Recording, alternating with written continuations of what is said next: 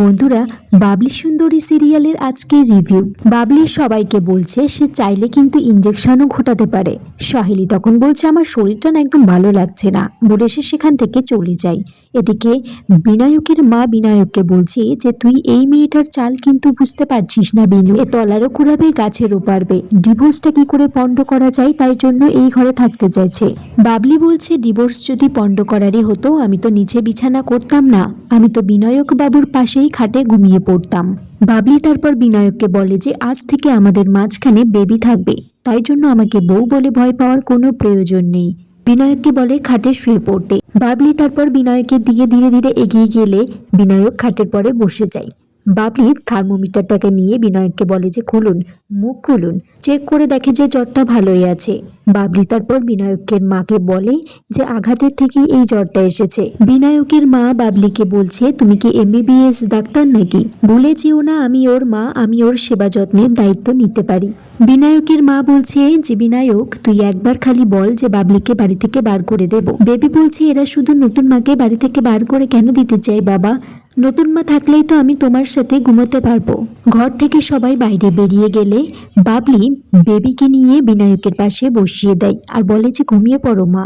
বিনায়ক এদিকে বাবলিকে বলছে অর্চিকে বাড়ি ফিরে আসতে, আমার জন্য আপনাদের মাঝে কোনো বাধা আসবে না। বাবলি বলছে অর্চি আপনার জন্য বাড়ি ছেড়ে যায়নি, ও আবার ফিরে আসবে, কিন্তু আপনি এতদিনে আপনার বন্ধুকে চিনতে পারলেন না। বিনায়ক তারপর একজনকে ফোন করে বলে যত তাড়াতাড়ি সম্ভব একটা ডিভোর্স পেপার রেডি রাখতে। বাবলি রান্নাঘরে রান্না করছে, তখন সেখানে মিমি এসে সেটা ফেলে দেয় আর বলে যে বাবলি তুমি আমায় কথা দিয়েছিলে মিস্টার চট্টরাসের আশেপাশে ঘেঁষবে না, কিন্তু সেই কথা তুমি রাখোনি। যদি কথা নাই রাখতে পারবে তাহলে কেন বলেছিলে তুমি মিস্টার চট্টরাজ আর আমার মায়ের মাঝখানে কোনো দিনও আসবে না? বাবলি বলে আমি মিস্টার চট্টরাজের ঘরে শুধুমাত্র ওনার সেবা করার জন্য রয়েছি, আর আমি যে সেবা করে সে শুধুমাত্র নার্সের পরিচয় নিয়েই রয়েছে। বিনায়ক বাবুর সাথে কোনো রকম স্বামী স্ত্রীর সম্পর্কে সে যেতে চায় না। সহেলি এদিকে বিনায়কের মাকে বলছে ভালো কথায় যখন কাজ হচ্ছে না তখন আমাদেরকে অন্য কিছু ভাবতে হবে। সহেলি বলছে বাবলিকে বস্তার মধ্যে ভরে ছুঁড়ে ফেলে দিতে। আমি সেখানে এসে বলছি বাবলিকে মাটির তলায় পুঁতে দিলে মাটি ফুঁড়ে বেরিয়ে আসবে, বস্তার মধ্যে রাখলে বস্তার মুখ খুলে বেরিয়ে আসবে, ওকে এমন জায়গায় পাঠাতে হবে যাতে কোনোদিনও ফিরে না আসতে পারে। বাবলির বৌদিকে যতগুলো টাকা দিয়ে বাবলিকে এই বাড়িতে আনা হয়েছে তার ডবল টাকা দিয়ে বাবলিকে এই বাড়ি থেকে নিয়ে যেতে বলছে। বিনায়কের বাবা মিমিকে বলছে যে সে একটা দারুণ প্ল্যান বলেছে। বিনায়কের মা বাবলির বৌদিকে ফোন করে জানায় যে কতগুলো টাকা বাড়ি থেকে নিয়ে যেতে, সাথে করে গুণধর ননদকেও বাড়ি নিয়ে যেতে।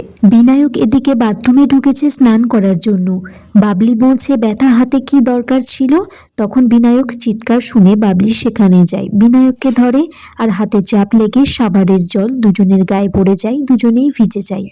বিনায়কের মায়ের দিকে বিনায়ককে জানাতে আসছে যে বাবলিকে বাড়ি থেকে তারা বার করে দেবে। ঘরে ঢুকেই দেখে তারা দুজনেই ভিজে অবস্থায় আছে আর বাবলিকে বলছে তোমার লজ্জা নেই কোনো?